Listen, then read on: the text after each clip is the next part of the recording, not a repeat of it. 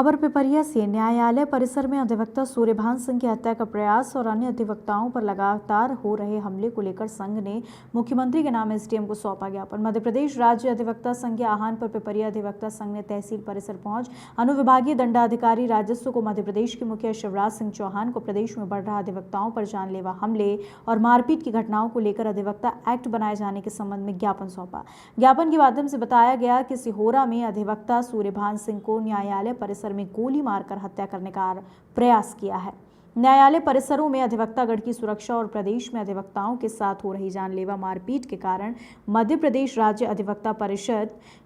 जबलपुर के आह्वान पर अधिवक्ताओं द्वारा न्यायालयीन कार्य में वीरत रहकर प्रतिवाद दिवस मनाए जाने का आह्वान किया गया। पत्र के परिपालन में पिपरिया अधिवक्ता संघ भी आज दिनांक को प्रातः 10 बजे से दोपहर 2 बजे तक प्रतिपद दिवस मना रहा है। साथ ही अधिवक्ता संघ पिपरिया उक्त घटना की ओर निंदा करता है।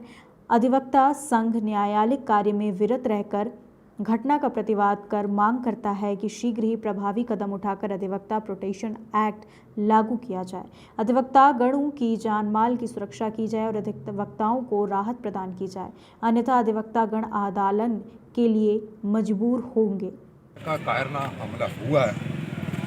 उससे एक बात तो निश्चित रूप से उभर के सामने आती है कि वकील जो सही और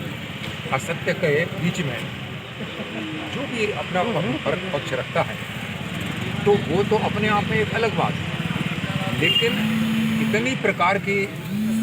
गड़बड़ियाँ पैदा हो गई हैं कि प्रशासन जो है वो शासन इस मामले को रोकने में पूरी तरह से असमर्थ हो गया। जितना ज़्यादा कलेक्ट्रेट जितना ज़्यादा लोग काफ़ी बढ़ रहे हैं और उतनी ही ज़्यादा अधिवक्ताओं के ऊपर इस प्रकार के हमले होना, जबकि वो तो न्याय के लिए लड़ता है, न्याय के अलावा किसी भी जगह की कोई बात करता ही नहीं है। वो इतनी बड़ी हड़ताल होने के बावजूद भी एक भी किसी भी कोर्ट में यहाँ से लगा करके दिल्ली तक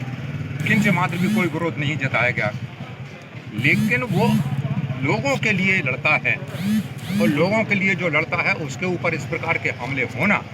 यानी प्रशासन की बहुत ज़्यादा बड़ी नाकामी है। इससे बड़ी नाकामी क्या हो सकती है? तो उन नाकामी के कारण अधिवक्ताओं को एकजुट होकर के सामने आना पड़ा और कहा गया है कि एडवोकेशन के लिए जो प्रोटेक्शन एक्ट है वो लागू किया जाए, अतिशीघ्र लागू किया जाए, ताकि हम लोग स्वतंत्रता से और खुले दिल से काम कर सकें, अच्छे ढंग से काम कर सकें। सिहोरा जबलपुर में एक एडवोकेट श्री सूर्यभान सिंह की न्यायालय परिसर के सामने गोली मारकर हत्या किए जाने का प्रयास किया गया, जिससे बड़ी गंभीर अवस्था में वो घायल हैं और एडमिट हैं। उसके साथ कल भोपाल में भी एक अधिवक्ता के साथ गंभीर रूप से जानलेवा मारपीट की गई है। पूरे प्रदेश में लगातार अधिवक्ताओं के साथ मारपीट की घटनाएं, हत्या की घटनाएं, न्यायालय परिसर में कोई सुरक्षा की व्यवस्था नहीं है अधिवक्तागण की। इस सभी मांगों को लेकर मध्य प्रदेश राज्य अधिवक्ता परिषद ने के आह्वान पर आज एक प्रतिवाद दिवस